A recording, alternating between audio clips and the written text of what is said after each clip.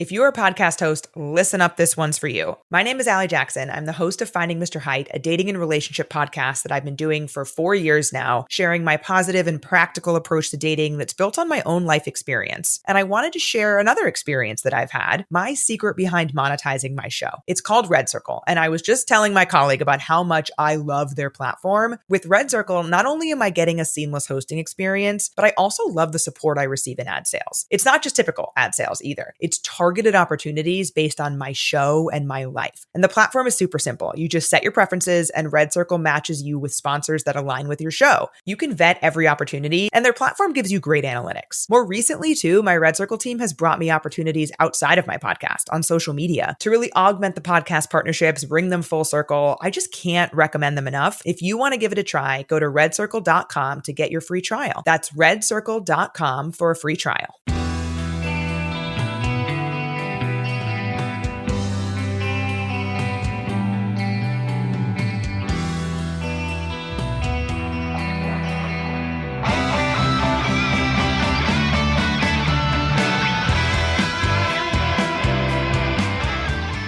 Welcome to Tunnel Talk, No Facts, All Feelings Wrestling Podcast on the Social Suplex Network. I'm Allie.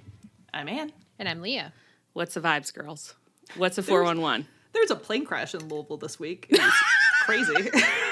Yeah, I can't believe how far away it was considering that you could see the smoke so well. Yeah. It was like 12 miles or something, right? It was 12 miles from me. I don't live super close to the airport, but yeah, when I walked out of my garage, I could see the smoke. 'Cause the reason I found out about it so fast is that I got a blaring alert on my phone that was like, there was an incident by the airport is what it said. So there's a shelter in place order. And I was like, that could what mean so does many that things. mean? Yeah. So Googled and a UPS plane had gone down and it was heading to Hawaii. So it was fully fueled for Hawaii. And it went down like, thank God, in like a industrial area, but it hit a petroleum recycling center. Oh my God. Like, the fire was a half-mile long, and it was jet fuel, which is, like, really hazardous. Like, you don't want to inhale it. And they were also, like, it hit all these warehouses, and we don't know what was in them. So, like, one go outside and, like, turn off your, like, HVAC. I feel like you should know what was in. Someone should know what was in them. Well, I mean, they did eventually find out what was in them. But, you know, it's like... Initially, it's like, we gotta find the... Yeah. But they canceled school the next day because they were like, we don't want, like, the kids out because we're not sure what the air is doing. Yeah. And, like... Anyway, so I was watching, like, the local news, which is extremely cute when they don't know what's happening in the world because they just kind of have to filibuster, you know? Mm-hmm. they're like, my friend who's a pilot just texted me and, like, here's their insight. And you're like, great, okay. I love what you're doing. I do think that's kind of some of my favorite live TV is just, like, there's an event occurring and, of course, our mandate from above is we have to be covering it nonstop. There is a really hard limit on how much information we have or are ever going to have. Yeah. So it's kind of just a long chit-chat time where occasionally we just remind you of, like, the 3 facts we know. Right. They're like, for everyone just tuning in, there was a plane crash. Yeah, and then I, like, watched, like, the governor's press conference and stuff, and I actually got very, like, emotional, which probably just speaks to our current political climate, but it was like, wow, look at all these adults doing their jobs, and they seem to care that, you know, and they had, like, the city council member for that district and the state representative, and they're all really shaken up because it's, like, their little neighborhood. And the mayor was, like, out of town and freaking out trying to get back and stuff, and that was sweet. And then they were, like, listing out all the fire departments that came, and it was, like, every fire department within, like, an hour's drive, which they needed because this fire was enormous and it was jet fuel. Long. Right, but, like, it's the fact that they came even though, like, the air was so toxic and they didn't know if that, like, warehouse was going to blow up. Like, that's, you know, that's community. Hey, you're completely right, but I did half expect you to start singing the national anthem. Yeah, the bombs in midair, The bombs gave proof through the night that our flag was still there. I know, but I'm, like, getting teary being like, the Lexington Fire Department came. And then I was like, I can't believe I'm getting emotional about firefighters, which now that I've started watching 911, I know are the worst written of our first responders. The fact that Ann has known that we watched 911 for 3 years. I think she's watched us watch it. If I had to guess, I bet you've read many of our 911. Yeah, of course. And she's avoided us for 3 years. Avoided and all it took was 911 Nashville. And all of a sudden, we got her, boys. We got her. You know what happened? What I've had to admit to myself is I don't like Peter Krause. I know I'm supposed to. I know everyone else does. Fair. I find actually him do repulsive. think that's fair. okay, repulsive is really strong, but there's been a funny thing happening in 911 like spaces now where people are like, I can barely even watch the show now that Bobby is gone. Like, I need him back. And it's like, really? Like, I do think that they should be storing him in a government facility. Like, I think that would be like a fun plot line if he weren't dead and he was going to come back to life. But I'm okay. Like, I don't need to see it. A tent pole of the show for you. For me. I feel like I don't have a strong like opinion on Peter Krauser or whatever. Like, I just don't feel like intense, except that I do know that our friend Anna brought a tweet from Twitter that was like a tweet from Twitter. What am I, like, my grandfather? You nailed it. I loved it. Yeah. That was like something, it like minimized his backstory on 911. And I remember this moment I just kept sending more and more messages. I was like, actually, it's very tragic. A lot of people died. He felt very sorry. And then he had magic blood. Okay, Anna? Like, his magic blood and that repaid the great debt that he owed to the universe. He's actually saved more children than he initially killed, Anna. So why don't you be careful before you insult Bobby? Before you speak, think. Is it true? Is it helpful? Is it interesting? Is it necessary? And is it kind? I think that does make sense though to me, Anne, and I'm glad that, and I feel like the other thing is the Nashville trailer did add like incredible. A real dollop of hot sauce. Oh yeah, it was like everything that's happened here is so insane that. Like, how could I not tune into that? Yeah. Here's the thing I was thinking, though, because, like, now we've had this big plane crash in Louisville with a half-mile of fire where the firefighters are there. Sure, for sure. But do you remember how last year we had that semi-truck that was, like, hanging off the bridge? Yes, and the firefighters had to scale down. I was like, how did Nashville get a 911 property? We're not getting it. We're having disasters like crazy. I need that to be your new shtick, is that you're like, it should have been 911 Louisville. It should have been. Hello? We should have had it in the bag. God is trying to burn Louisville off the map, just like LA. What the fuck are they doing in Nashville? Come on. Planes are crashing, semis are driving into the river. I kind of feel like all American cities should be competing for a new 911 franchise like cities compete for the Olympics. Like, it should be like, we know there's going to be a new one every 4 years until the end of time. Like, let's get our names in the race. Yeah. Let's see when we can get in there. Yeah. Imagine the disasters that could take place at Churchill Downs. You know, like, horses could be doing all kinds of stuff. Okay. That is, they could do a five party for the Derby. Yeah. They really could. Yeah. It's a great theme. That is great, and there'd be so many hats. So many hats. Important. So many men in pastel suits. That's what I want to see. So many really D-list celebrities that 911 could absolutely get. Like, you can get, a Backstreet Boy or two. Like, we're getting them for the Derby. Absolutely. I'm shocked they haven't, honestly. Louisville. Hire a Backstreet Boy. They should, right? Yeah. My brain is so wrestling damaged that you were like, men in pastel suits, and I was like, the blood would show up great. That's why they do it. They're ready for of course. The color. The blood would look amazing. Firefighters are always blade. Oh my gosh. Well, I would just want to clarify, when we hopped on this podcast and you said there was a huge plane crash in Nashville, not in Nashville, in Louisville. God, that was insulting. Stealing all of our, no, let me rub stealing our real life disasters. Sure. I laughed, and I want to be clear, I don't think plane crashes are funny. But I just thought that I assumed it was my energy of Chitchat Time, that was the topic I brought, yeah. It was the distance between, like, the energy that you brought, which was a lot, like, I loved it, but then I had thought that maybe it would be like, I have Mamdani FOMO or something, and so the shift was so abrupt that I was like, ah! But I don't very support plane crashes. I don't. I really don't. Thank you. Yeah, your traditional best. All my traditional best. In fact, even more traditional and more bestie than usual. Yeah, for sure. Yeah, but it was a crazy night because it happened Tuesday night when all the election results were coming in, and I was like tuning into plane crash stuff and then getting teary about firefighters, and then, like, we're actually winning, governor, and it's like, oh my god. It's a lot to handle. Someone at work today told me about your what do you call your election official who made that tweet? Oh. Yeah.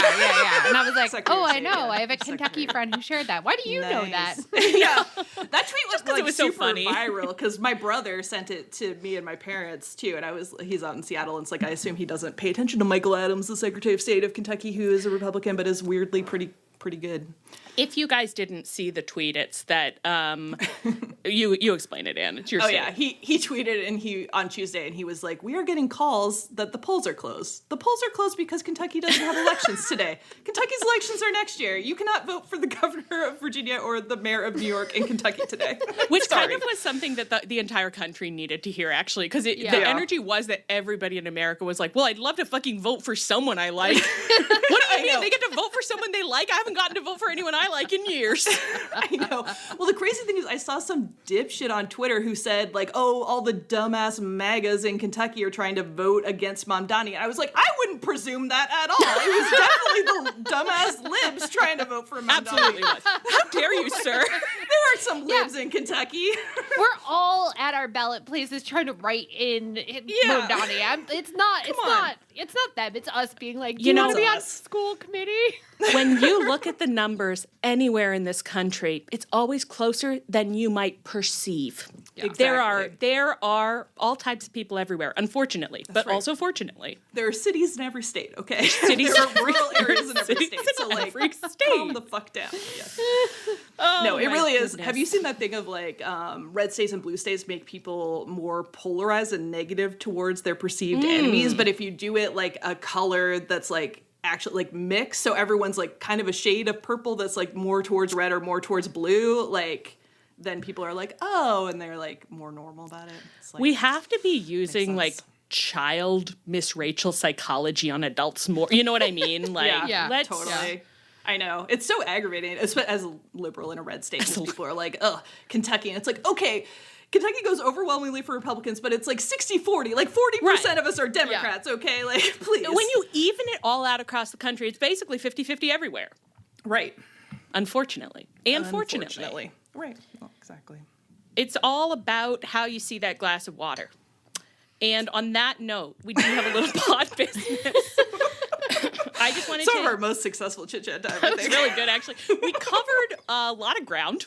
A lot of emotional highs and lows. It's been a confusing week, but I'm feeling better than I have been, to be honest. Oh, yeah. To be honest, I am. It is good to feel good. It's good to feel good. Yeah. That's quote, Allie. That's a quote, yeah. Write it down in your notebook. Write it down in your notebooks. It's good to feel good. One of those classic tunnel talk, if it's good moments. You know what? Some of the stuff we say might be basic, but you have to admit, like, you probably haven't thought it recently. So you probably haven't. Probably not for a full year. Not exactly the way we said it, you know? Not since November 6th of last year. I didn't think it's good to feel good on November 6th of last year. I don't remember what day the election was because I don't think I've thought it's good to feel good last year. I thought it's bad to feel bad. No, I guess not. Well, yeah, but like specifically since early November of last year, it has really been bad to feel bad. Oh, I understand. I understand. Yeah. I thought. Would it be amazing that after all these years, this is how we find out that Anne voted for Trump and was like thrilled? Didn't you guys feel great on election day last year? Guys, come on, my energy was so high.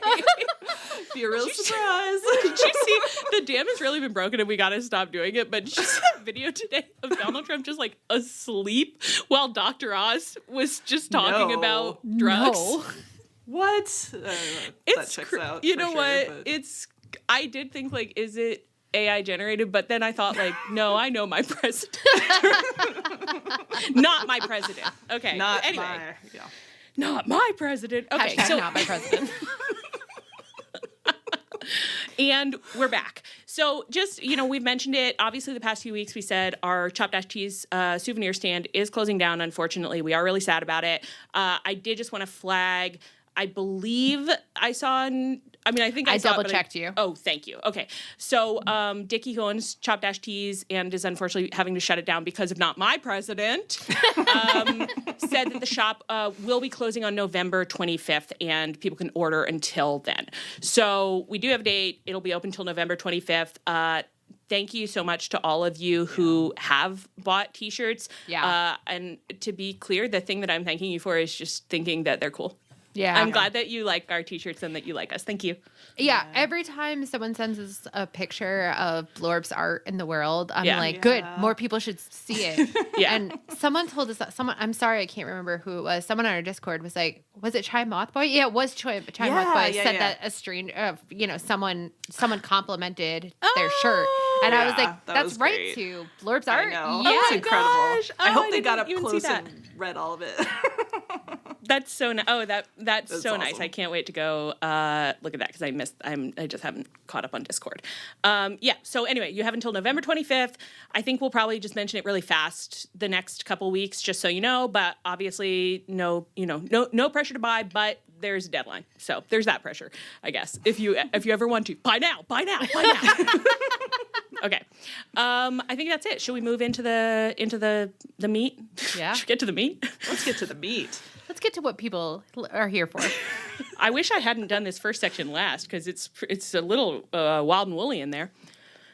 Okay, Hook. Did anyone know the answer to this? Who did Hook fight on Dynamite last week? And he lost. Was it a singles match? Was there more than one person involved? Okay, it wasn't a singles. It was that trios match. No. That was this week. That was no, this I week. don't remember what Hook did last week. On Dynamite? Hook fought Samoa Joe on Dynamite last week.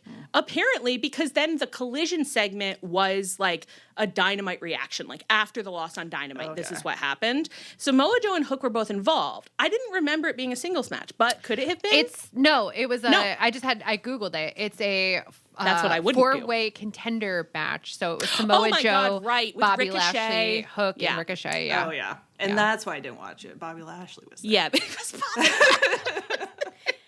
that's why I turned my TV on. I will say, as much as I love Ricochet, that's a 4-way that doesn't really have anything for me. Ricochet really can't drag those 3 huge. And he's trying his best. He's doing his best. He's doing his best. Yeah. I just feel like free him, please. Like he's been fighting the Hurt Syndicate for so long, and I just have no tolerance really for like the Hurt Syndicate as the faces of the situation. I'm just like footage not found, and so I won't engage. And I was like really proud of him at the beginning because I was like, no one else wanted to be involved in the Hurt Syndicate. Like, you can do this. Like, it's amazing. Look but for at the this helpers. point, right? But at this point, I'm like, he's done his time. He's like, it's time for somebody else to like get in there and Yeah, exactly. You can't make him do multiple pay-per-view cycles. Tony, you're torturing him. Torture somebody else. You have so many men to torture. Yeah, throw some real low. Throw Private Party in there or something. Like, okay, that's me, the Private Party, who I'm worried may never come back. No, but did you guys see that? Did you guys see that news item that said like Private Party has spent their time off screen getting incredibly swole and at like the advice of the Hurt Syndicate, who were like, "Did you try it? What about getting big?" But like, use your mind powers and imagine little Isaiah Cassidy, the size of Kyle Fletcher. I can't picture it, and but the thing is, I want to see it. I do, but I feel like it's going to be so against nature. It's going to be like, how do his little bones support it?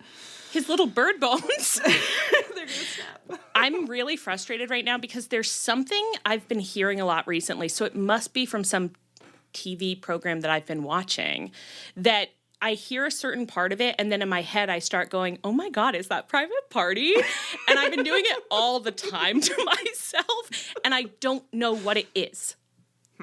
Well, wait a minute. That's just their opening. No, I know, but there's some, I understand that. But I mean, like, it's like I'm listening to, like, imagine that it's like the 911 theme song or something. Yeah. And something happens in the song that triggers in my brain, oh my God, is that Private Party? So I'm just saying it to myself all the time. Oh, I thought you were saying that your brain just kept conjuring that phrase and you didn't know where it was from. And I was like, Allie, that's from their entrance theme. Allie. Inception levels of mental unwellness on this podcast. Like, we're not going to get into it, but we had Allie and I had a discussion about one of the parts of the schedule that was so stupid and like nobody knew what was going on. It was a lot me. It was a lot. I just kept it was both of us. The lights were not on in the room. Okay, like it was just this conversation that you just had here, except you had it. It's just who's on first. Every single day it's who's on first, and we have not yet learned who is on first. Who? So anyway, so we're one sentence in, so that's going really well. Okay. Anyway, so it was the 4-way, so that's great. We figured that out, and I could have looked that up before doing the schedule, but I didn't. So afterwards, we get the segment on Collision that's like after the 4-way, like Hook is backstage looking rough. He's like looking down into his hands. He looks like he's crying, honestly. He literally did. Did he cry? He made a noise like he was crying. He looked like it. He was looking down and kind of like red in the face and sniffly. I don't know. I liked it. I mean, honestly, like it's not. Honestly, it's not I liked wrong. it. It's not working. And Eddie was there, like, kind of patting his shoulder, and a camera guy came up. This is my favorite thing. The camera guy was like, "Hook, one question I have for you is like, why did you lose, loser?" I think he was like, "You tapped out real easy.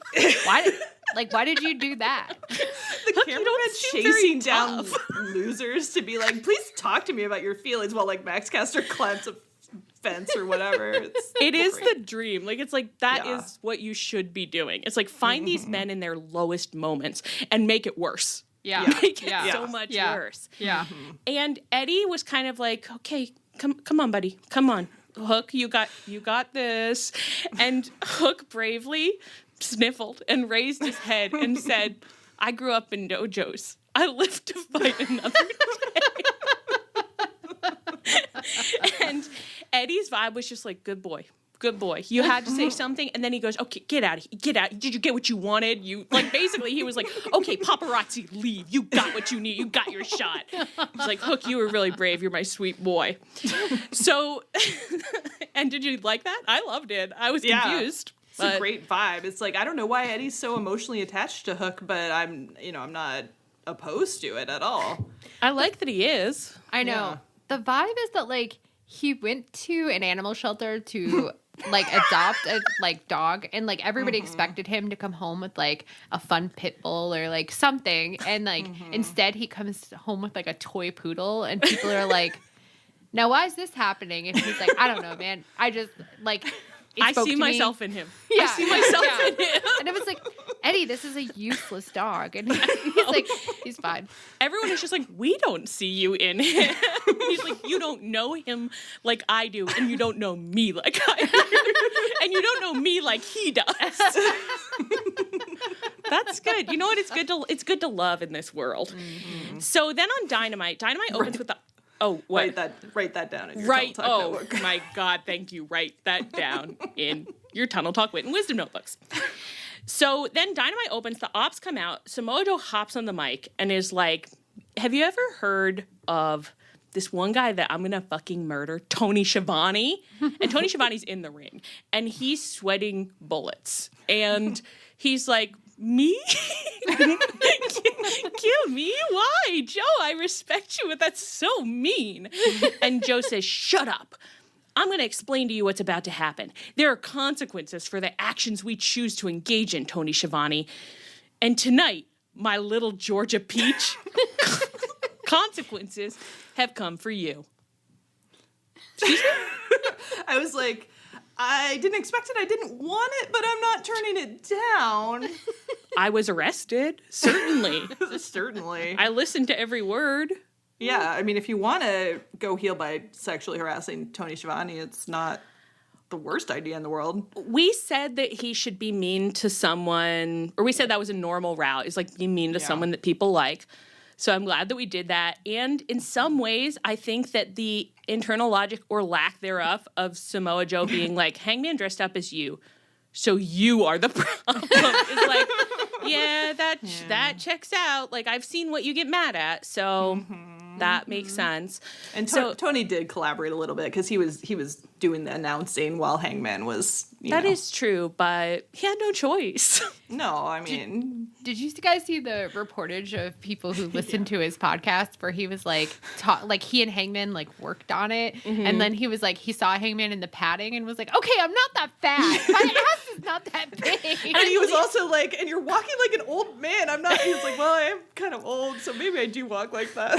I only read the transcript, but I believe the transcript for that part too was that he was like, I'm not that fat, and Hangman was just like, yeah, okay. Like the Hangman was just like, totally, and then just like, but I'm putting it on.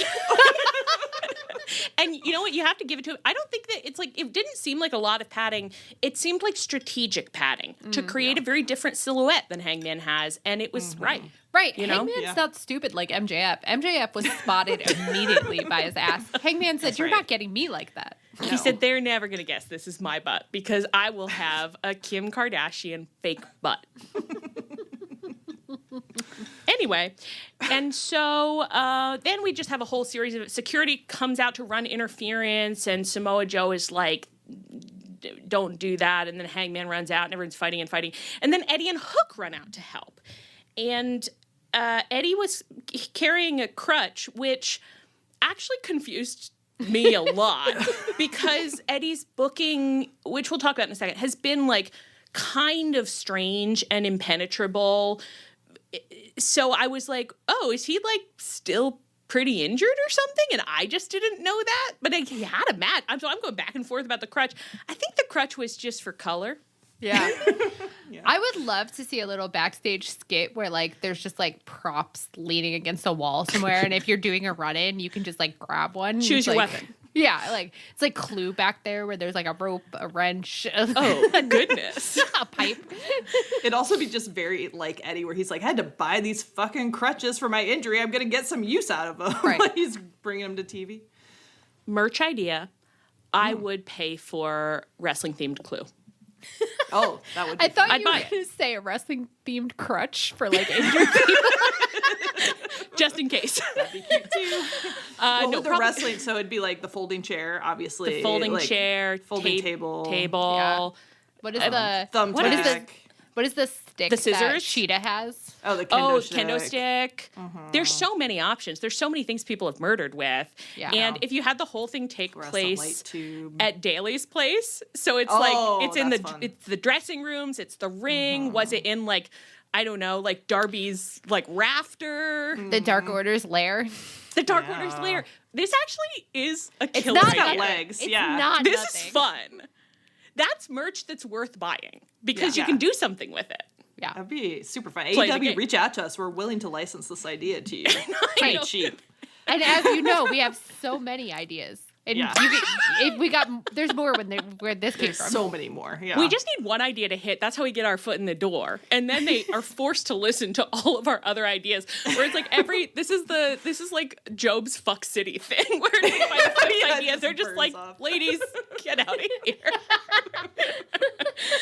Oh my gosh. But seriously though, reach out though, because I think that's a winner. And that's a it's huge winner. synergistic.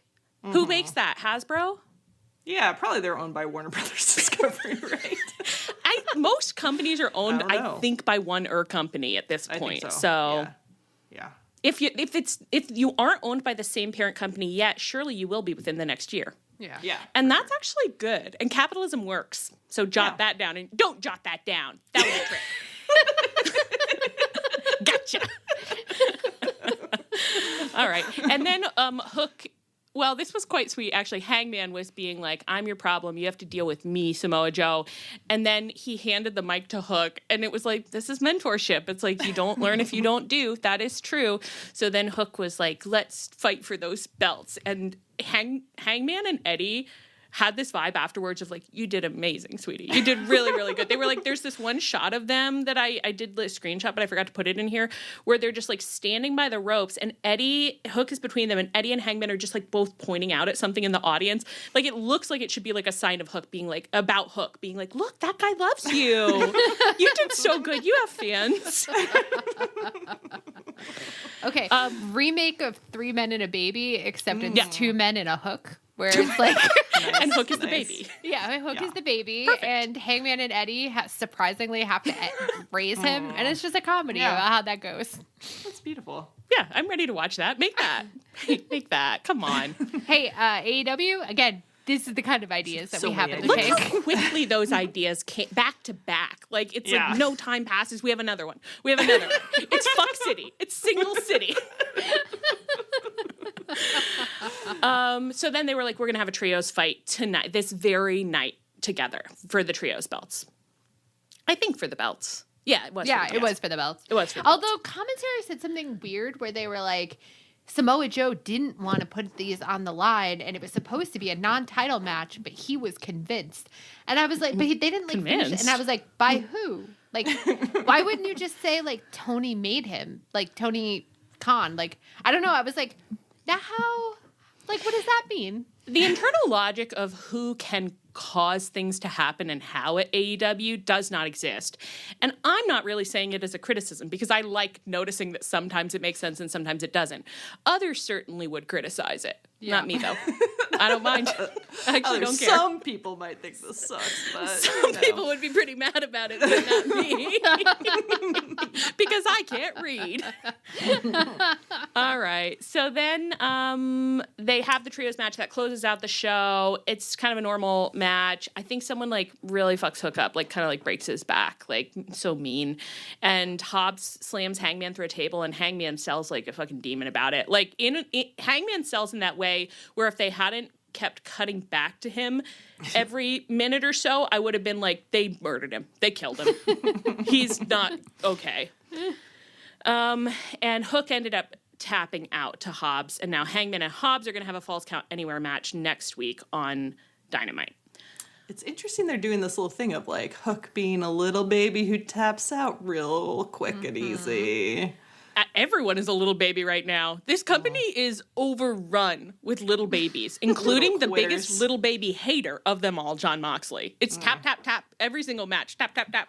The fish rots from the head, you know? Now that Moxley's tapping, Hook's tapping. Yeah. I think many will not like to hear you call Mox the head. If the shoe fits. If the fish rots. Am I right?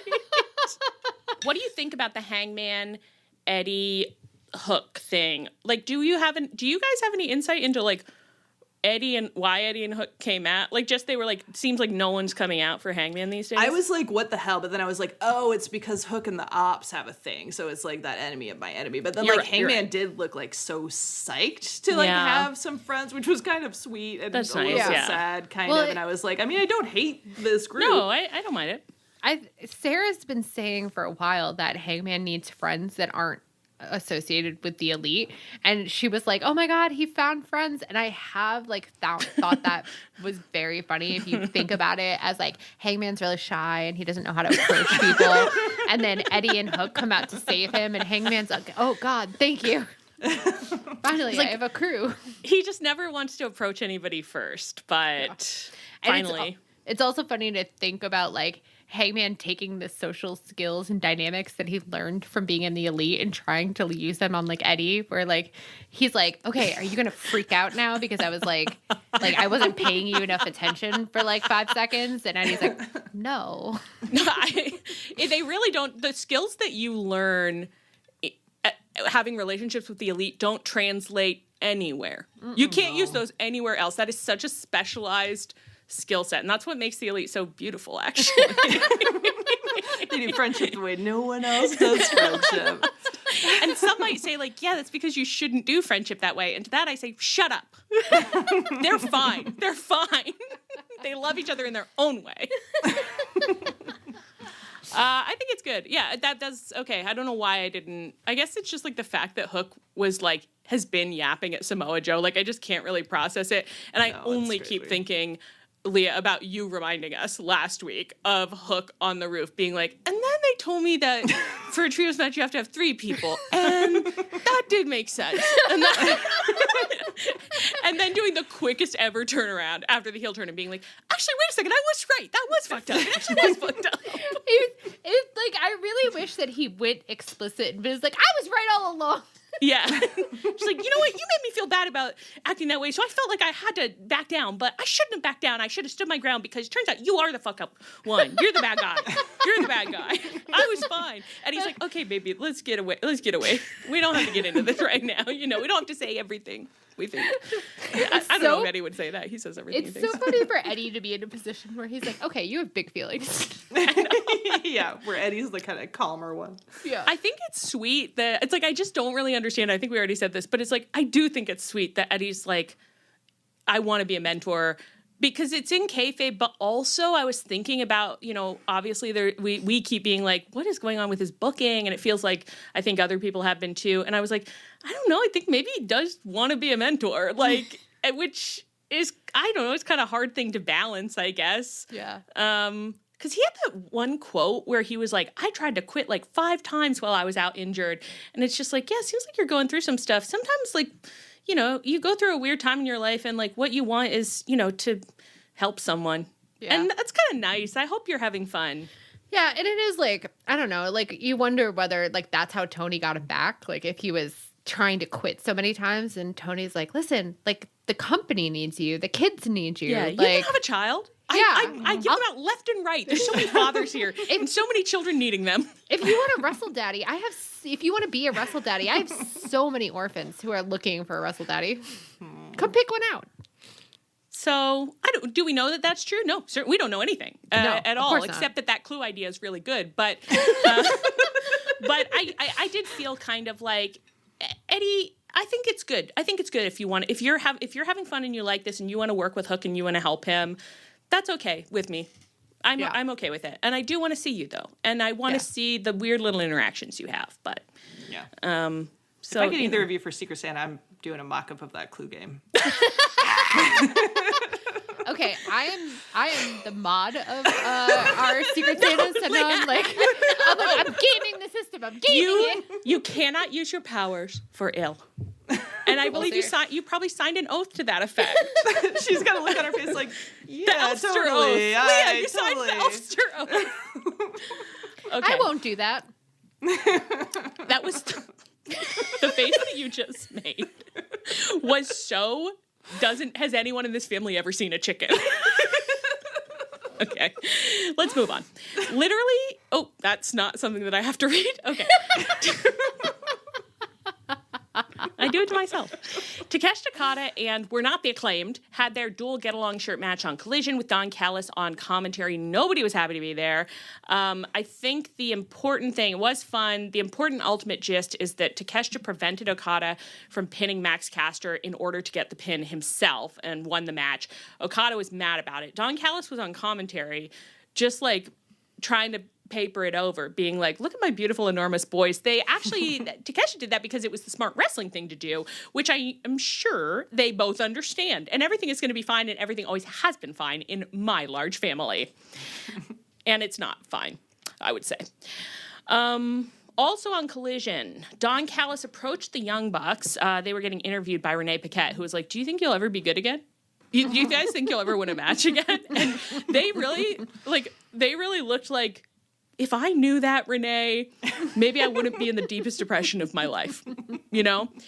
And the fact that Matt Jackson is feeling so bad about himself that he covered his tits up, I know. That's, you know how sometimes under animal videos there'll be a comment that's like, this is not cute. This is an animal in distress. That's how I feel about Matt Jackson and Kurnex, where I'm like, absolutely, it's not funny. Let's not laugh. That is an animal who's very upset. Matt Jacksons only do this when they're enduring tremendous emotional torment, basically. And so in the middle of this, Don Callis comes up and is like, there's my boys. There's my little boys that I want to join my big boy family. I did something so amazing for you. You're going to love it. I negotiated for you the most tremendous match. It is $1 million trios match. It's the first ever AEW $1 million match. And you will be fighting, of course, you know him, you love him, with Josh Alexander. And what did you call Josh Alexander? Naked Labubu. Naked Labubu. You will be fighting with my Naked Labubu, Josh Alexander. The Cockblock, Josh Alexander. Okay. That should be his gimmick. That legitimately honestly, should be his gimmick. He's done it so many times. Third killer idea of the night. I mean, we're coming up with them left and right. AEW, put us on the payroll. And I'd also like to point out that Takeshita Takada is so good in the mouth that I can't believe that they're not using that. I know. No. It feels so good to say. Just wherever you are, hit pause on our podcast and just say it out loud for a second. Takeshita Takada. That's so fun. And it's kind of got like a Hakuna Matata quality. That's true. Makes you feel loose, makes you feel relaxed. Makes you feel loose. You should be doing voice exercises with it. Takeshita Takada. It means no worries. So if you're listening right now, say it with us. Takeshita Takada. So he said it's going to be you and Josh Alexander versus Jurassic Express and, quote, that piece of human excrement, Kenny Omega. Matt Jackson said, "Mommy, hold my ham," and made a series of faces, grimaces. That he did not like hearing that John Moxley was on a generational Mommy's Little Ham run. No, he said, "Shut the fuck up." No one will ever take this crown from me. This is the one belt I can never lose. Calm down. Calm down. Of course you could never lose it. Of course you could never lose it. When you can just turn on a dime and do this, you're fine. It's okay. Multiple people can succeed. It's okay. It's okay. And he's grimacing like crazy. Nick is doing that thing he does where he is on a desert island, but that happens to be covered in slot machines. You know, he's like, I went somewhere very far away so that I wouldn't have to think about this. And they're just not looking like they love what's been said. And Don Callis doesn't care. And he says, "You're going to be rich. You love money. You're going to be rich." And he leaves. And Matt Jackson dolefully says, "Well, there you have it, I guess." He's like, "Yeah, we're going to be rich, but at what cost?" At what cost? Cost of my soul? I rarely worry about it, but... He's like, I heard about all the ham you have to cook. We'll be rich, but we'll be spending that money on hams. Well, the idea that they have to buy the hams. That's the part that Don Callis is not disclosing up front. It's not just cook ham, throw ham, buy ham, cook ham, throw ham. In this economy? The price of ham through the roof. No, and with so many hungry boys down cellar. I did keep thinking this week, I somehow repeatedly have found myself referencing the Totino's My Hungry Guys SNL sketch, and now I do keep thinking about Don Callis, and Don Callis turning to all of his boys and being like, "My hungry guys, I've got to get some ham in the oven for my hungry guys."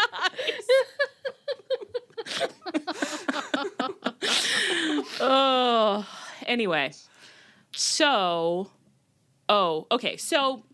what have we said here? Focus on making fun of Josh Alexander. Check. And, okay, well, let's keep going, actually, because we'll get to the rest of it later. So, we have a few additional relevant segments on Dynamite. First, Renee interviewed the Bucks, Josh Alexander and Don Callis, and was like, at Young Bucks, have you guys officially joined the Don Callis family? Matt Jackson, hamming, says that is a difficult question. Don Sexpest Callis is like, there's nothing difficult about it. I have everything to offer you. I'm respecting that you aren't sure, but let me just deliver a long speech about everything that I've been doing to woo you and everything I will do to make your life good in future. And the Young Bucks look like, I wish I weren't hearing any of this. I don't like being here. Especially when Don Callis is like, you know what I think might help you get on the same page as me? If I bring all my hungry guys out here and they kind of surround you. That's like so threatening when all they eat is ham and Matt Jackson's here being a huge ham. My hungry guys are coming out. He said, "You look so appetizing right now. Let me just get my hungry guys out." And all the hungry guys come out, and again, I'll say, they're so big, and the Young Bucks are so small. It felt like the vibe was like Don Callis was like, "You'll join a family. You'll have built-in, like, you know, brothers. Look at how many. It's join our community." And it's like, the Young Bucks have never wanted community. Like, what makes you think they want to be like part of a crowd? You know what I mean? I'm like, you would have done a lot better to be like, and you'll be, you know, with Okada and Kyle Fletcher and not mention the basement dwellers. You know, it's like, right.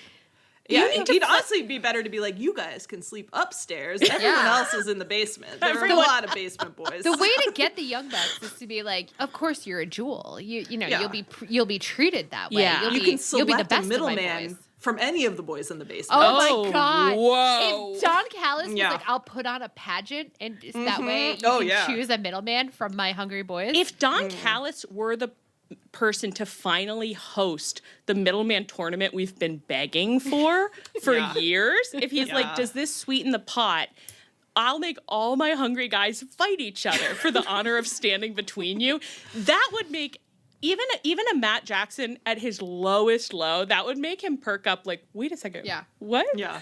Really? A tournament? A tournament for us? Instead, he just disgustingly like assigned Josh Alexander to be their third, and I'm like, that's not like how without it works. any fanfare, without anything. Grow up. And Josh Alexander out of all of these hungry guys, guy. like, it's literally disgusting. Your to least think about hungry him being. guy. yeah, like getting like a Greg or a Brian Cage would be 1,000 times better than a Josh Alexander.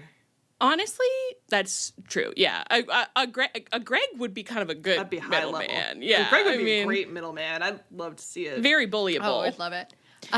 Quick sidebar. I don't know if you guys saw that there was like a news item that Brian Cage has to get another knee surgery. But when I read it, I got really confused because it was like the way that like I read it the first time, I was like, how many knees does he have? Because it was like he has to get another knee operated on. He's already gotten 2, and I was like, does he have a third knee?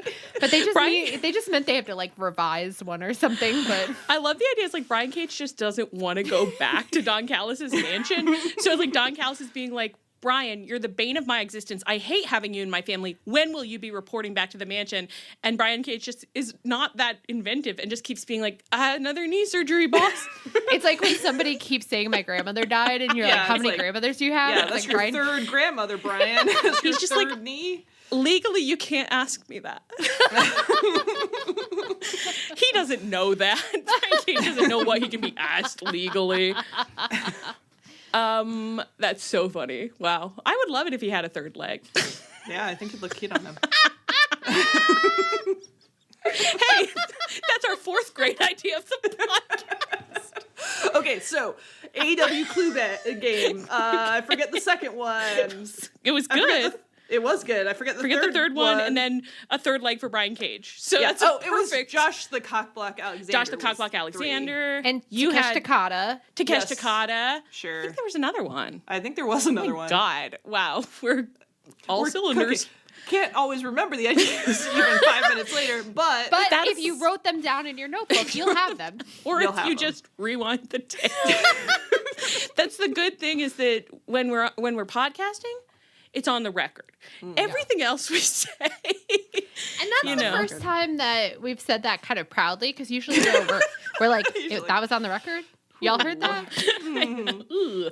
Well, I think it's safe to say that at the very least, Don Callis to woo the Young Bucks should probably at least be saying like, yes, I have a lot of hungry guys and we're a close-knit family, but there are actually a lot of cliques in there and small contentious groups who don't get along. That would make the Young Bucks be like, okay, that feels comfortable. That actually feels a little better. An environment they could thrive in. Exactly. Oh, yeah. And rise to the top of. He's like, it's crabs in a barrel, and you're working in teams of 3 to 4 crabs to get out of the barrel. They're like, on it, boss. We're in. Yeah. Right. If the Young Bucks get to emotionally manipulate men and make their lives worse, that's something they're interested in. And that's something I'm interested in. Think how many middlemen they could go through. They could have the tournament. They could have their first middleman, Greg Tramparetta as their first middleman, and then they can toss him out with the trash 3 months later and have another choose man. another middleman. Yeah. Yeah, they can play those men against each other. Yes, that's what I want to see. Is I want to see the Young Bucks going around to every hungry guy in the house, being like, "And you're our first choice. We're just hoping and praying that you win and that you can be good enough. And if you try, maybe you will be." Okay, free idea. What's happening here? Oh, but then Okada comes out with the hungry guys, and he does have. You've really got to give it to Okada. He's in this role. He has become kind of a new person. Yeah. It's a whole new energy. And he inflicted that energy on the Young Bucks, and I was scared for them. Like, when he said to them, don't take too much time, and they kind of looked at him like, okay, you're like our friend. Yeah, right. Remember when you used to be our middleman and you never officially quit?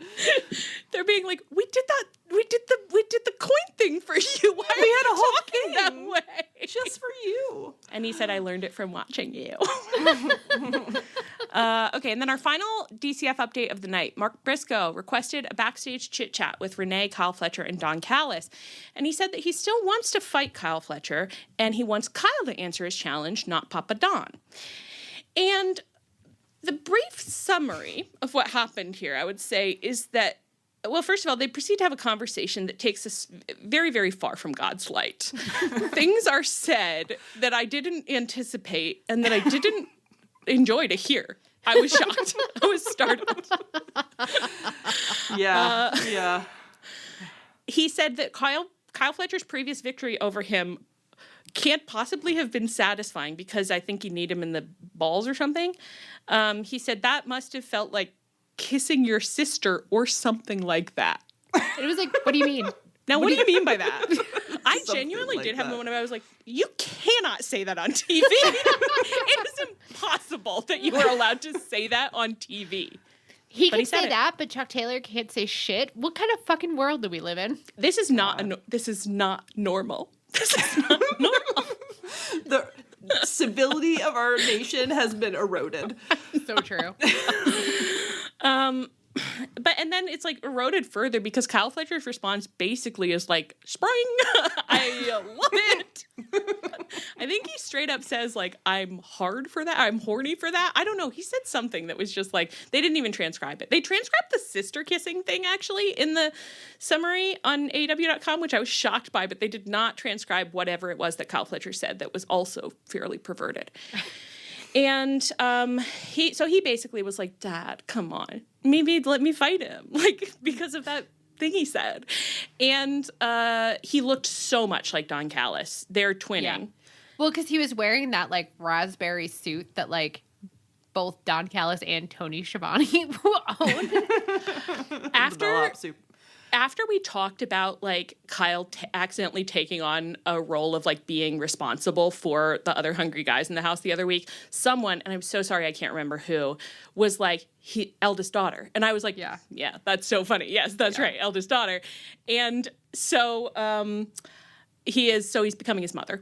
And Don was like, okay, you know what? Mark, you can fight my eldest daughter. You can fight my boy that I've raised in my image. But if you lose, I've got a little condition. You will join the Don Callis family. And I liked that. Immediately, the three of us were entranced. We said, that should happen. Like, shoulders to the mat, Mark Briscoe. Yeah, Mark Briscoe, lay down. You're good at it, so you better do it this time, too. Has he lost, how many matches has he lost to Kyle Fletcher now? 5 or something? 5, yeah. Somewhere between 2 and 5, which makes it feel like he will win. Which, unfortunately, now, the last time they fought, I was like, okay, Mark Briscoe, I'm ready to see you win. And he didn't win. This time, I'm like, time to lose. Time to lose, and time for me to watch your mansion adventures in my mind. Yeah. I cannot think of anything better than watching Mark Briscoe let loose on the mansion. Like, yes. I want it so bad. And honestly, like, if Mark Briscoe was in there, like, inspiring, bringing the Hungry Boys together, and then the Young Bucks were also in there tearing the Hungry Boys apart, I mean, I want to see it. I want to see who wins that battle. I want to see those Hungry Boys ricocheting around the mansion like pool balls in like a crazy pool tournament where it's like no one is following the rules and they're just getting battered against the walls. Like they don't know which way is up, which way is down. They're trying to they're just like, can everybody please stop talking to me for 5 minutes so that I can go work out? I have to drink my pre-workout and I have to go work out because I'm so scared and confused. Does anyone have any creatine? Yeah, they all do. And in that one thing they can all agree on. They can all agree that they have some creatine. I don't want him to win. I know. It's like, no. It's funny because I kind of don't understand, because I think that our desire probably is abnormal. Maybe. I think that what we want is abnormal. So I'm trying to like understand the Booker's logic kind of.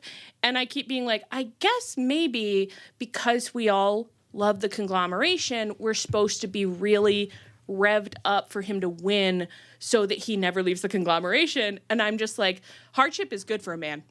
Yeah. So he should be ripped away from the bosom of his friends and forced to join the Don Callis family, and we should just see where that goes. Yeah. I don't think a lot of conglomeration's so loose. It's like to rip them away, he could come back someday. So he could come back. I don't think a lot of the wrestling community like has humor as a core value. So I don't think they heard that and immediately was like, the potential is limitless. That's all. Yeah. Sometimes I don't like getting reminded of the degree to which we are different. You know, I don't like that. Well, I hope he loses, and I hope he gets in there, and it's just like, it's like being in, you know, Bluebeard basically, and Don Callis is like, and don't go to the basement, and he's just like, I'm in the basement immediately. Just, but don't you need somebody to take Ham down there? I'll take that ham to the basement. And the Young Bucks immediately hand him the ham. They're like, yeah, just throw it. Thank God. They're like, yeah, it's cooked. It's raw. It's just raw pork. It's not a ham. It's a raw pork. And they're just like, yeah, it's fine. But you know what? Those basement boys would eat the raw. They'd eat the raw pork. Would. Yeah. Greg is just like, this is the best ham I've ever had. Chewier than usual. And it's something like they've been down there so long. They've been down there so long that their stomachs have evolved to be able to process it. Like vultures. They can eat anything. That's what makes them so powerful. Like, you know how like monkeys eat like raw food, and it's because like their guts like use up like a third or 40% of their body's energy or something. But in humans, our brains use so much energy that our guts can't use that much energy to digest, and that's why we have to cook things. It's like a trade-off. I didn't know that. Anyway, those hungry boys, I bet. You think their guts are the most powerful? You get it. You see where I'm going with this, I'm sure. Not using that much up there, so they're using it down there. I'm trying to, really work through something here where, like, that's where Kenny's diverticulitis comes from. It's like he used to be a hungry boy with a developed gut, and then, like... he started using his brain. Too much. Got a little too smart for his own good. Right. Now he can't digest He can't digest raw pork, and so that's his brain is sort of... Can if any of you have an in with Kenny, maybe just let him know to look into that. Say, like, are you thinking too much? And is that why your tummy hurts? 3 very smart doctors, woman doctors. And that's another great idea from us. Please, is someone keeping a list? We're Reaganing, okay? Okay. Anything else? I think we kind of did all of that. So let's move on to... lost it. Missed it. Okay. Now, I didn't do myself any favors in here, but I think I can synthesize on the go. So a couple things happened this week. There was no one was very clear last we spoke about what exactly is going on with these blood and guts matches. Are there definitely going to be 2? Are the women getting one? I thought that the blood and guts match was going to happen at the pay-per-view, and that's on me because I don't think it ever has. And so I do think that's probably, it hasn't, has it? No, and like, never has. I think I eagerly was like, yeah, it's at Full Gear. When actually the last blood and guts, I believe, was in Boston, and I was there. You went to it, yeah. I went to it. So I don't know why that didn't occur to me. How the things you see in person don't stick. No. I love it. Well, you're just overstimulated. So. Yeah, exactly. Yeah. A lot of things happen. A lot of things happen. Write that down. A lot of things happen. So anyway, there's uncertainty about these blood and guts matches, but in the week that has since passed, it's all coalesced.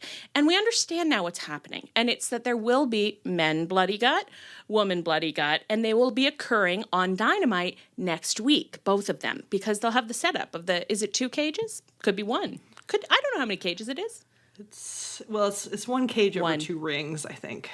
Well, okay, perfect. It's 1 cage over 2 rings. I love the idea of 2 cages, and they're like poking at each other through the bars. Although actually... Have they done that? I have a vague saying. Well, anyway, there's 2 rings and there's a number There's of a cages. cage. There's some number of cage.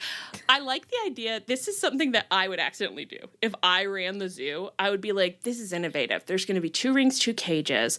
And I like have the whole thing planned out. And then they start going out and I realize that I'm sending each team to its own cage and they can't get to each other. And it's just that like gold case moment where it's just like, shut it down. Shut it down.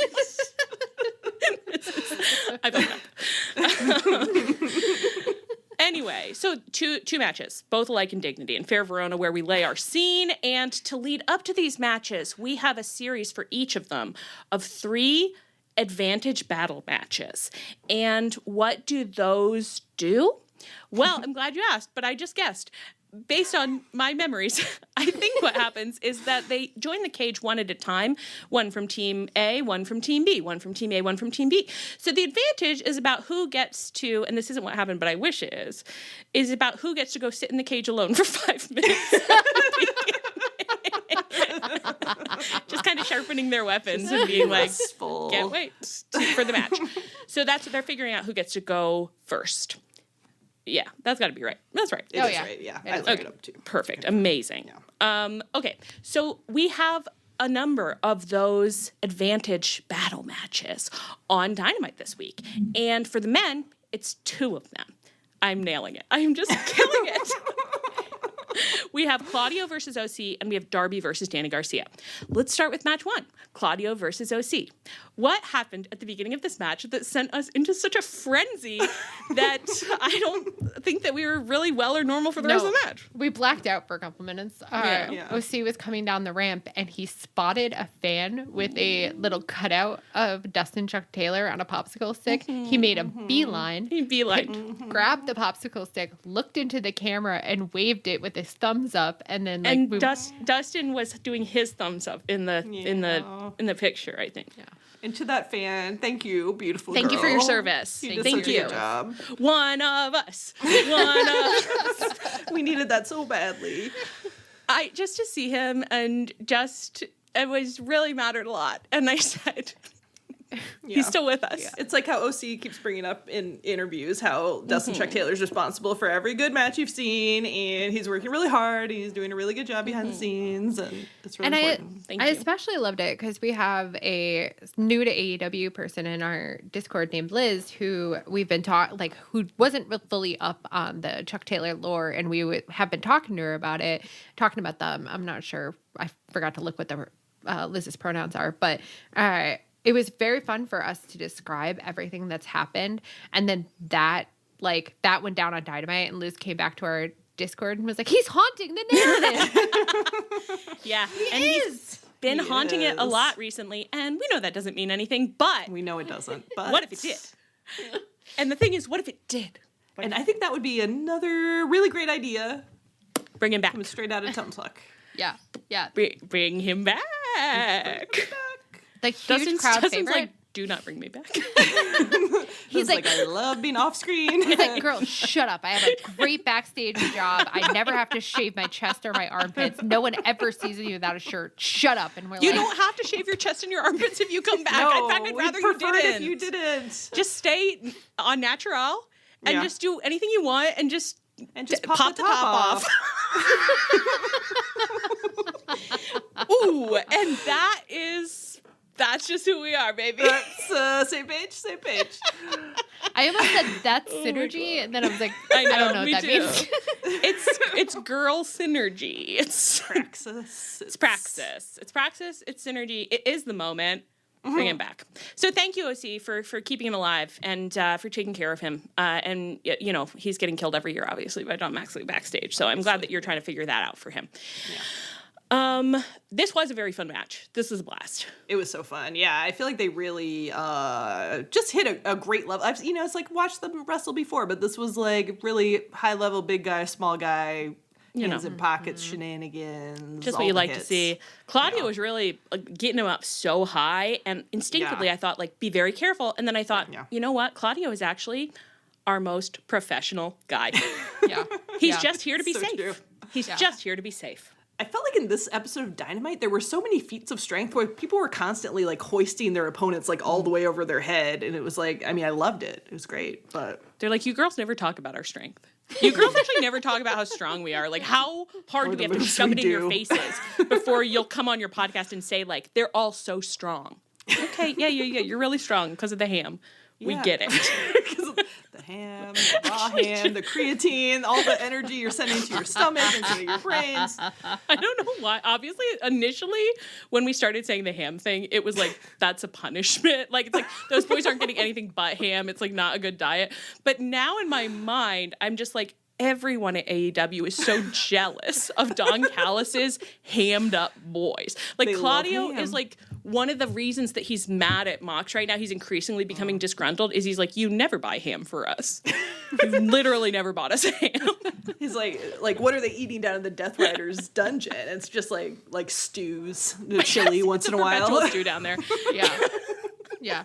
And I don't know about what you guys are picturing, but whenever I picture the hams, I think about like the cartoon like spiral ham with a big bone, and like the boy, when they fight over it, they then like suck it clean, so it's just like one single bone. Yeah. Oh my god, there must be so many bones in that. It's just like there's a huge bone pile in the corner, and like every once in a while Don comes down there and like one of them hides in the bones because they don't want Don to like see them. Oh my god. Thousands of years from now, archaeologists who are just the remnants of humanity, really, are finding this bone pile and being like, what happened here? This was a site of great ritual. Yeah, they're so like confidently being like, it's a place of religious significance. And like in the 21st century, it was an all ham diet. Like that's all we find in their refuse heaps. It's like they have one site that they've investigated. That's what archaeology is. You know what? My impression kind of is that a lot of archaeology historically has been, you see something once and you say, how can I extrapolate pretty broadly? Pretty broadly. Yeah, kind of based on my own issue. It's really funny because like I at one point was doing a PhD in ancient history. Not to get into the lore, but because there's not very many people working on my particular area of expertise, you would end up reading a lot of stuff from like 100 years ago because it was like the most recent up-to-date source on it. But they were all insane. And in the Victorian period, they were all obsessed with sex. So they'd be like, we found all these like cylinders like made of clay, and we're pretty sure they're phallic. They're like, they're worshiping like penises. Basically, it's so phallic, you guys. And then they'd find out later, like, they were just like decorative, pushed into the wall. So it was just, they wanted to paint a circle, and so like they had like a cylinder they pushed into the wall. It was not tool, display. Basically. Yeah. Like it's like you guys need to relax and not be like, ooh, all these pagans, they were having such weird sex all the time. I bet. Don't you guys think they were probably having like the weirdest sex? I'm not though. I'm Victorian. You know, I'm like don't begrudge them their fun, and like they needed that outlet. They needed to be like, they were such perverts. Let's talk about it academically for a while, which is okay. Totally. They just wanted to talk about dildos, and that's cool. Mm-hmm. That's okay, you know? But they were wrong, because it was just art. It was just art. Just simply art. Anyway, Darby also fought Danny Garcia, as mentioned earlier. Also a very fun match. Danny Garcia did at one point choke Darby out so aggressively. I was like, I'm really glad you're giving him what he needs. Mm. Yeah. That's we love to see somebody choke to completion, you know? Really good to see. And then this ended with Danny tapping out, as commentary said, will he give up too, just like Jon Moxley? And he said, you fucking bet I will. Yeah. Just like my brand new dad. Through the whole company. Just a bunch of weak little tappers. Weak? You simply hate to see it. So he taps. Just as he taps, Pac barges into the ring, just absolutely covered in clothes, attacks Darby from behind. Darby whacks at him so comically, like, because he's so far away. So he's just doing like, it's like sibling slapsies of like, get off me, get off me, get off me. And then it's run out after run out. OC runs out to beat up Pac. Yuta runs out to beat up OC. He and Yuta and Danny both beat up OC. Roddy, who's a very funny runner, he kind of lopes a little bit. He runs on out. Mox and Kyle O'Reilly run on out. Everybody's beating each other up. They're in the ring. They're addicted to yelling. They're jumping on each other. And then eventually they drive each other off, kind of. And Roddy and Mox are going to fight the third Blood and Guts, what is it? Advantage battle match on Collision. And Mark Briscoe, notably, who will be in the Blood and Guts match, never came out. And what did they say on commentary, Ann? They said he had a lot on his mind. Like, well, we've all got a lot on our minds, but we're here. In the year 2025, we all have a lot on our minds, and yet we still have to show up to work, and we still have to show up for our friends. Dang wrestling show, yeah. Yeah. So, and pretty unusual for Mark Briscoe to be the one who he loves to run out. He actually does love to run out. Already in the ham basement? Like, what? I don't know. It's like the second he got an invite, he was like, I don't want to jump, but I did kind of want to see what's going on down there. Like, I've heard they have hams. I've actually heard they have hams. Everyone's been talking about it. He's like, I have a chicken bar, so this is a match made in heaven. A chicken and a ham go together like peanut butter and chocolate. I'm just thinking, like, every time the Don Callis beefy boys, like, walk past you in the hall, there's, like, a huge, like, the scent of ham just coming off them in waves. And everyone's ham. like, how much ham? Everyone's like, why am I so hungry for ham all the time now? People keep they keep like sending Christopher Daniels emails just being like, why don't we ever have ham and catering? Have you considered getting ham and catering? Christopher Daniels actually doesn't see, because he's just been in his office a lot doing his job like a vice principal should. So he actually doesn't smell them really, and he's just like, why the fuck is everybody so craving ham right now? And all the emails are like, I haven't had ham in years, but suddenly I've just got this craving for ham. And he's like, yeah, like I have 10 emails about their ham cravings. She's like, is it because of the Christmas season? Like honey roasted? I don't know. He just keeps being like, he's like, okay, well, I guess I'll, next time I talk to Cisco, I guess I'll see what they think. I hope they have better catering than that. But actually, I watched a really interesting little mini documentary recently about the situation with prepackaged foods in this country, and it's really?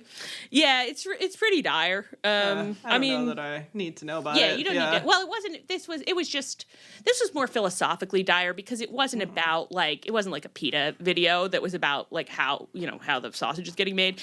It was more just like, yeah, it is kind of the same food everywhere, even when you think it isn't, because of monopolies. Capitalism works. Right. Just kidding. Yeah. Gotcha again. I mean, I suspected that because when you look at that list of like pasta that's been like recalled this week, and it's like all the different brands, and it's like they're all pretending to be a different brand, but they're the same brand. That's not fun. The thing about modernity is that there's so little realness. Everything is pretending to be something it isn't. Write it down.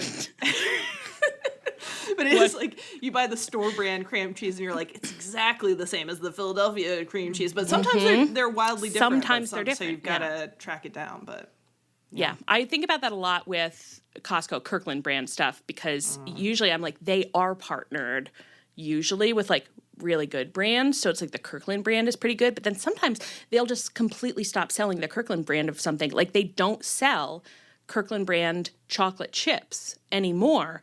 They just sell Nestle chocolate chips. What do you mean? And those weren't Nestle chocolate. Their brand wasn't Nestle because their brand was vegan and Nestle isn't. Oh.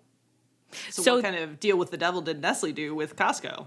I know. It makes you wonder. Makes you wonder a lot. This is how people get into like a real conspiracy rabbit hole. This is a real like the chocolate chips. So it goes deep. The unfortunate thing about conspiracy theory stuff is that talking like there's a conspiracy theory is really fun and engaging. Then actually going down a rabbit hole of believing wholeheartedly in conspiracy theories is very bad and dangerous. Yeah. Actually, I think the worst thing about our current society and the internet is how they've made conspiracies not fun anymore. It's like, you could watch the X-Files in the 90s and you're like, ooh, this is so like crazy and fun. Like what a entertaining thing. And now you're like, Mulder, shut up about vaccines. I know. You're like, just don't give people ideas. Okay, I don't know what we're talking about. Beat each other up. Blah, blah, blah, blah, blah. Mark Briscoe, is this foreshadowing? Probably not. Probably going to win. Okay, the end. Let's move on. Women's Blood and Guts. Same deal. Actually, no. So we don't go to Blood and Guts first. We start with, of course, the tag team tournament is also running. And you might say this is a bit too much going on at once. And it is. It is too much all at once. Especially for the amount of time we are willing to give the women. Yeah. So that's not ideal, but, we press on. So Harley Cameron and Willow Nightingale fight Athena and Mercedes, and that's in the quarterfinals of the tag team tournament. And in a bit of an upset, Harley pinned Athena. I think there was, Willow was doing some distracting, or there was kind of like a double team element to it. Billy Starks had come out. Yeah, that's right. Billy Starks came out. Yeah, there's just some distractions. It wasn't clean, but it did happen. And I was shocked. I was astonished. I was astonished. Actually, you said confidently that Harley would take the pin, and here she got the pin. Because I was like, that's literally what she's there for. Like, the second I saw her, and I was like, oh, of course, Harley will be taking it. But, like, when I was thinking about it later, and I was like, well, it does make more sense that Willow's going to advance in the tag team, because it's like, of course, Mercedes and Athena aren't going to be a tag team. No. And it's like, right. But in the long run, in the long run, it makes more sense. But in that moment, you could have knocked me over with a feather. I know. Yeah. Well, it felt crazy for them to lose in the first round, even though I had the same journey where I was like, oh, well, of course I didn't think they were going to win the tag belts, did I? So but it was a really fun zag. Yeah. I think it has been one of the elements of the tournament seems to have been happening is that every time somebody wins, people are like, I think the other people should have won. And it's like, maybe, I think they are kind of our big singles competitors. So I think it's a little less likely that any of our hottest single competitors are going to win the tag team tournament. But Willow's still in, and I do think Willow and Harley probably are in with an actual shot. So that's not totally right, because Willow's one of our biggest. But Willow also plays nice with others, which isn't really true of most of the other people. You can't think that Willow's gonna get one of the big belts in the next 6 months, probably. Right. So it's I don't know. It's hard to unpack all of this because it is kind of, Leah, I know your first response to this was we don't need those belts. And that's probably right. At all times, I am saying we don't need these belts. Tony was like, hey, I have a brand new belt. Aren't you excited about it? And I was like, no, there should be no belts. No. There should be absolutely not. Each division gets one belt, and that's it. Yeah. Everybody else needs to figure out what to do without a belt to lean on. Can we do a quick aside here, though, on there's another new belt, and it is in the men's division, and this was announced during the Hurt Syndicate, what are they called? The guys. Ricochet's crew is called The Demand. You can't make me remember that. It's terrible. The Hurt Syndicate versus the Demand. Anyway, so they're Tony's we're going to have a brand new belt, and I guess they're going to fight for it in some capacity maybe. And it's a new international belt, and that maybe we took from somewhere else. I don't really know. It's called the National Belt, and there used to be a national belt in the NWA. We can't keep that was doing too many this. facts. I mean, it was a lot of facts. It was a disturbing amount of facts. Points on the board. The fact that we've had an international belt, a continental belt, and now a national belt, no. It is crazy. Let me offer an alternate perspective, though. I don't know why this happened, but everyone is like, Tony, it's too many belts. You have to stop having belts. I just felt like it. Sorry. I was like, is that a signal I forgot about? Shut up. So everyone's like, it's too many belts, and you already made this belt, and then you turned it into something else. And for some reason, and this is now, we're all dropping our lore. I mean, people already know it, but I'm like, I did my MFA program. I had to write a thesis, and I wrote this book of short stories. And all of the short stories were about the same themes. And they had a lot of stylistic similarities, especially in terms of something that I would do with the endings. And they weren't the same, but they were very similar. And when we got to the end of the program, I'm like, oh, God, I got 13 of these stories, and they're all kind of the same. in some ways. And then I was like, because I like them, because I like writing the story like that. I like that kind of story. So I wrote a bunch of them. And suddenly I just thought, like, isn't that Tony and his belt? He just likes having international belts. And you're all so mad at him for just wanting to, like, constantly make new ones. But isn't that what art is like, guys? Like, it's not enough to write the story once. You want to write a different version of it again. And that's all Tony's doing, is he's just being an artist. And he's like, I had an idea. It's a little bit new. It's a belt that people would take abroad. And everyone's like, you wrote 8 of those. And he's like, and you'll hear it again. Story number 9, coming your way. The belt is going to Japan.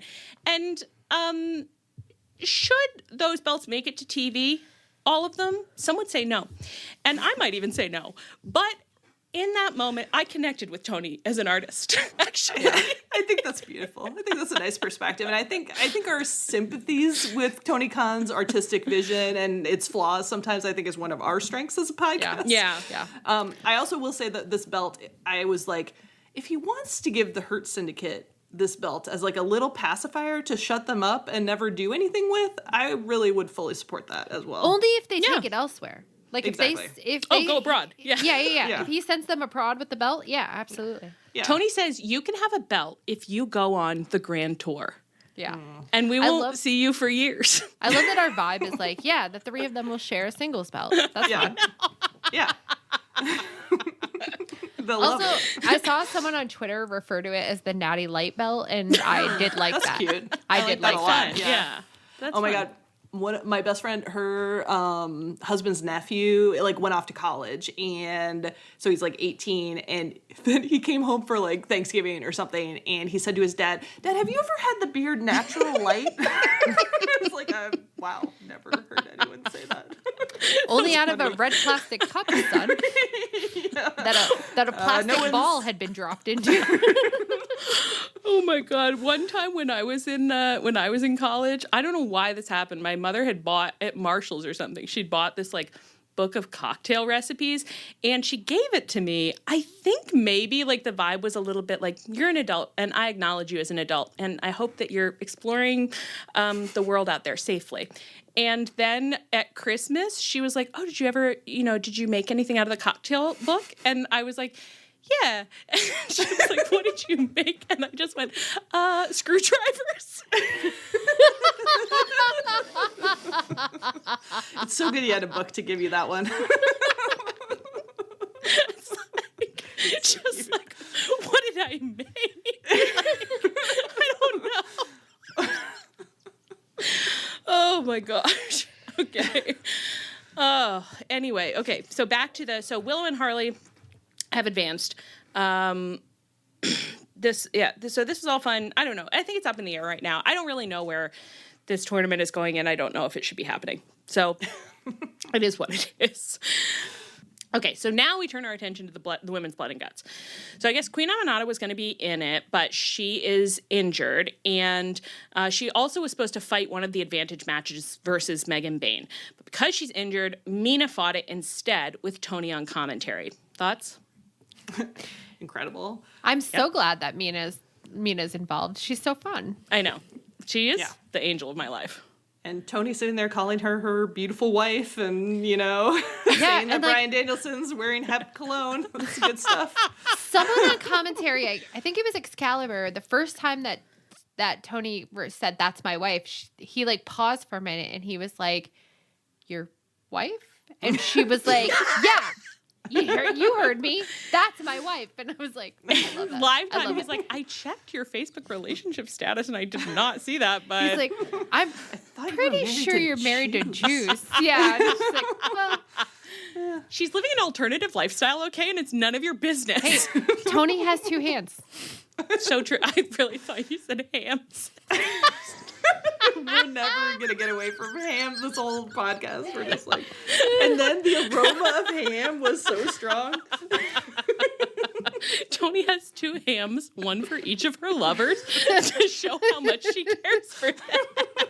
And she brings them back to them, and Juice and Mina are both like, "Thank you, I've really been craving ham lately, and I don't know why." Exactly what I wanted. Oh my gosh. The best part about this is that I know if any AEW wrestler heard this conversation, it would be Tony who would be on board it immediately. Like, I know she would love this bit. Yeah. And immediately be like, of course.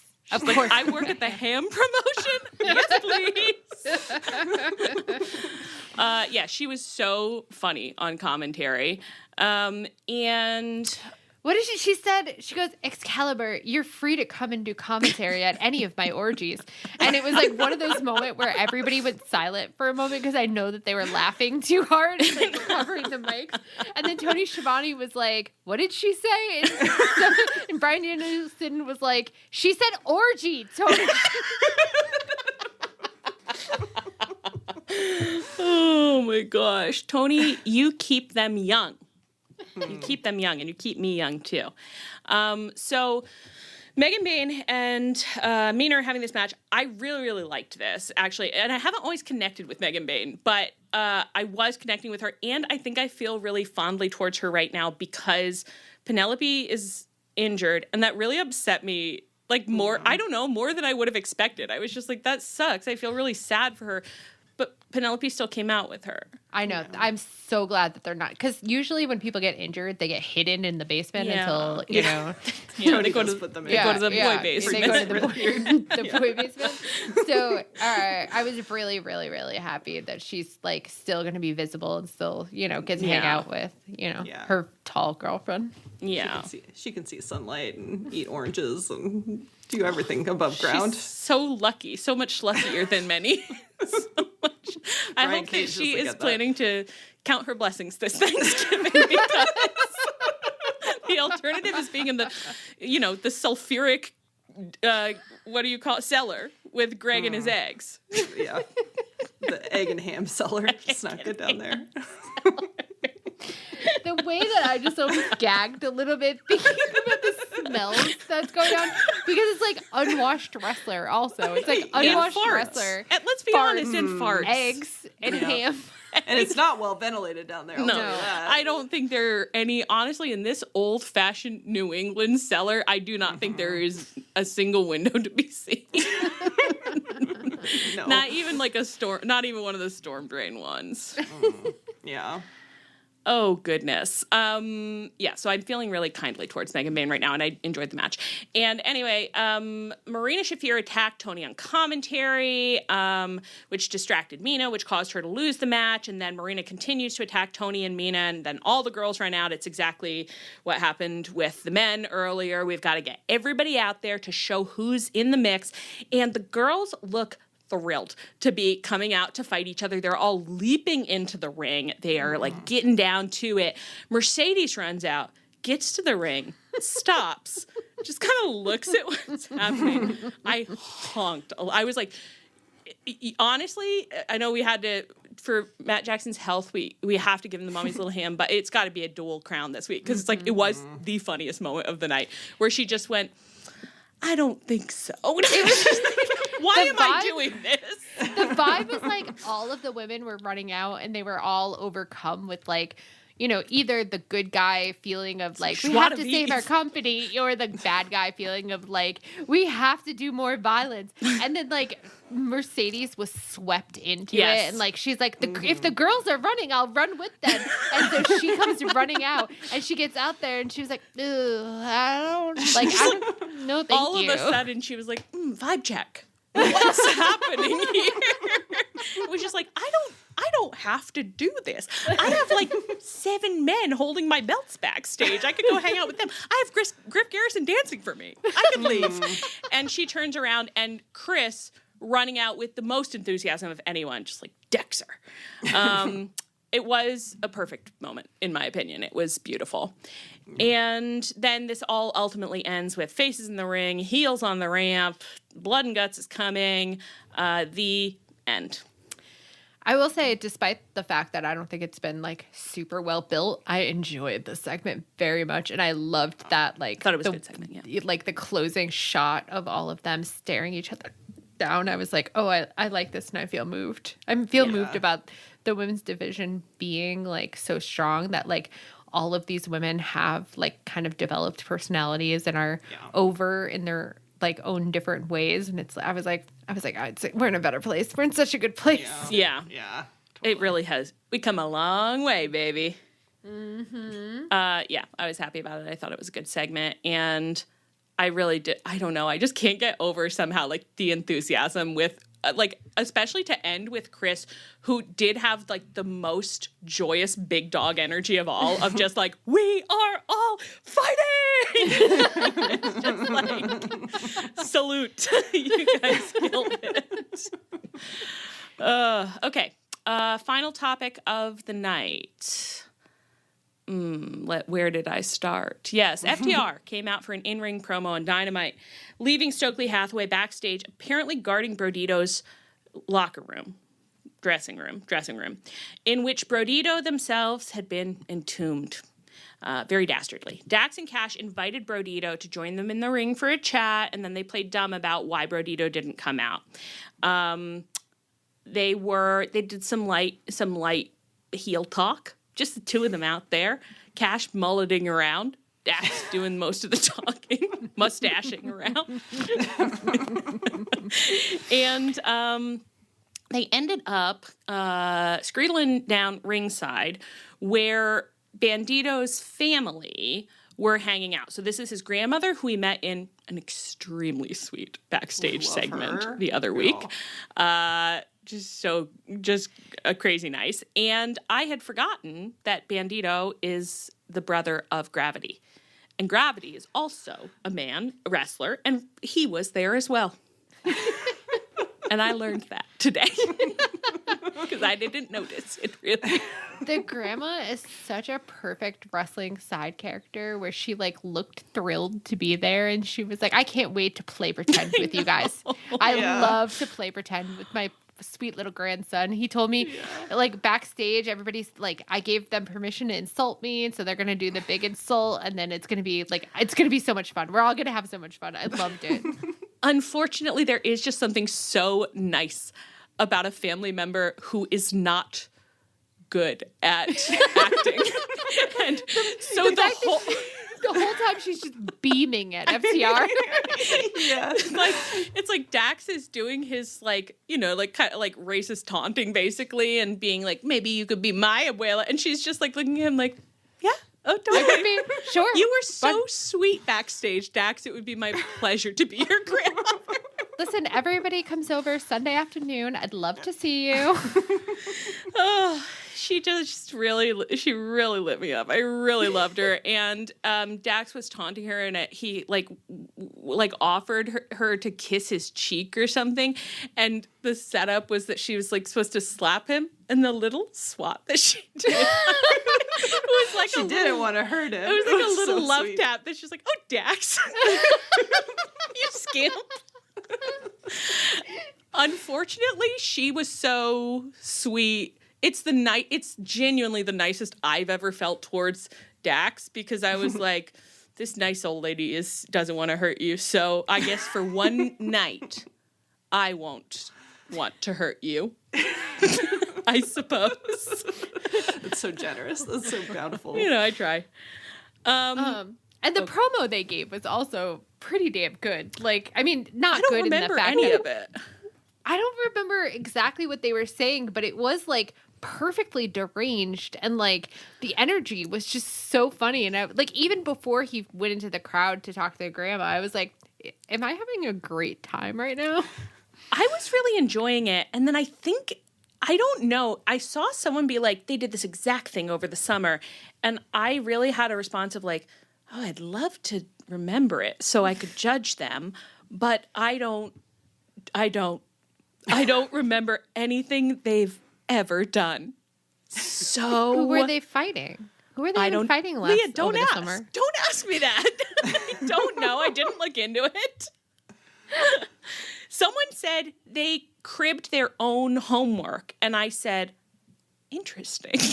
Well, that's a change, like don't you think? Because usually from cribbing somebody else, cribbing like Bret Hart's homework. The only thing they can do. I do think FTR, they're great promos because they're such a terrible promo. And it's like, really what I want from a wrestling promo is either to be really good or to hit a home run or hit yourself in the face with the bat, as we always say, write it down in your notebook. And they're always hitting themselves in the face with the bat. Mm-hmm. They are, perfect television. It is. This is to go back to something that happened earlier in the show. The Mark Briscoe, Kyle Fletcher, Don Callis promo, I had the funniest live reaction to it where they said so many things that were just like, what are you saying? That after it was over, our friends Jenna and Alice were over watching with me. We're all sitting on the couch, and I just suddenly realized for like a minute after it was over, I was just staring into space, not talking to either of them, just being like, what happened here? And then had to jolt back to reality and be like, sorry, just really riveted by what happened. That is the ideal wrestling promo experience, really. And this had a little frisson of that, where it's like everything Dax was saying was just like, what? Like a wrestling promo should shut down all your processors when you try to take it in. Yeah. Your brain is just like, this isn't what I'm supposed to eat. I'm not, this isn't good for your gut, Anyway, so then backstage, he's taunting, SWAT slap. Gravity attacks FTR.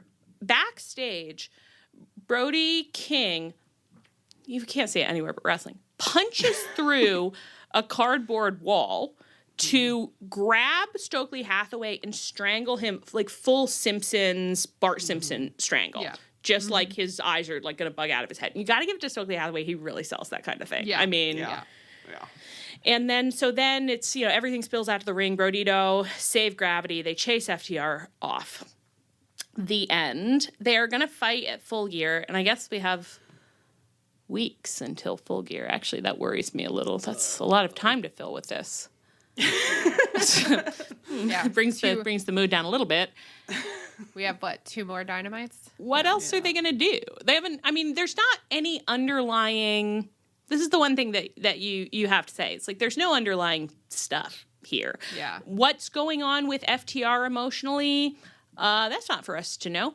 They want the belts. They want the belts. Oh, I'm so sorry. FTR loves to have that emotional journey. They love belts. They need to hold their pants up. They did mention something where they were like, we should have been the first 3-time champions. And I was like, but the Bucks were, so.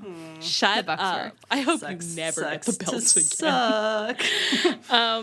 So, there's not that much there. And then in terms of Brodido, is there a story or any character elements you can flag there? I think we learned this week that Brody drank his own urine once. Okay, I'm learning that right now, and I didn't love learning it. I actually don't have any more information than that, so it could be wrong, and this could be misinformation. I think it's true, though. I think I'm happy if you're drank spreading. His pee one time. I'm happy if you're spreading misinformation. Are you? I would if you want to like every once in a while, just be like, we'll be talking about a random wrestler, and you're like, they drank their own pee once, and me and Anne. That's the only misinformation I spread. That's called fetish content, and I think people would catch on pretty quick to what was going on. So I don't know that there's that much there. So now I am kind of like, what are we going to do for the next few weeks? But let's cut forward. What do you think is going to happen at Full Gear? Well, I was listening to our dear friends at ONR, and I was on a walk, and I fully got arrested, had to stop. Not arrested by cops, just I had to stop walking. I had a look on my face. I had to stop walking to text you guys because Rich was like, I'm pretty sure Cope is going to come back and interrupt the FTR Brodido match. And I was like, oh my God, he's so right. That's awful. I know. It's such an odious thought. I had already forgotten it, to be honest. My mind rejected it. But it really scared me because it did make me be like, do you mean that they're going to win the belts? Yeah, so that Cope can take it off of them. I would not be shocked. But Cope's not going to want to take it off of face team. Yeah, because he thinks he's a babyface, despite all of his behaviors. But then they'd him back. How fast would they lose it again? Embarrassingly fast? What if they lost it minutes later? What if Cope cashed in minutes after FTR won it? Yes, and then run it back. We'll get on this podcast and be like, as we said, cash-ins are fine. Cash-ins, we've always took that position. We said when it's good, and this was so good. It was so good. I do just want to, it's like I want to withhold everything from FTR. I never want them to have anything, and I don't want them to ever be able to say that they have had the belts any more times than they have, but I have to accept that they will, probably. So anyway, it's kind of a low note to end on, but weeks to go, so anything could happen. Mm-hmm. So true. Was there anything that you wanted to talk about that you did not get the chance to talk about? I don't think so. Did we cover it all? No. We covered a lot. We covered a lot. Mostly Ham, actually. Mostly Ham. Primarily Ham, yeah. And the 911 franchise. Oh, we really, I think we got into that pretty good, yeah. And a run of really good ideas at the beginning that kind of tapered off as we became fixated on the ham. We kind of got into one idea at a certain point, and that was kind of our idea, yeah. Where it's like our last 10 ideas, we're just like, Tony, do you ever think about ham? And another riff on the ham idea, Tony. Girls, I've said it a million times. Stop calling me. Stop it. He looks at his phone and he has 30 missed calls, and he's like, "Oh, just ham." Like, it's the ham girls again. I have to change my number. Don't worry, guys. We don't have Tony Khan's number. On that note, I have been Allie. I've been Ann. And I've been Leah. This is Tunnel Talk. Our theme is by Chris Corkin. You can find us on Twitter, Tumblr, Twitch, Blue Sky at Tunnel Talk Pod, via email, tunneltalkpod@gmail.com. Until November 25th, we have a souvenir stand. You can find it at chop-tees.com. When it's gone, who knows when it'll be back. So act now or forever hold your peace. You can find us on our feed, on the Social Suplex Network feed, where you can check out all the other great podcasts on the network. And you can find us on the Social Suplex Network Discord. Please rate, review, and subscribe to us wherever you get your podcasts. Stay frosty. And as always, please come back next week.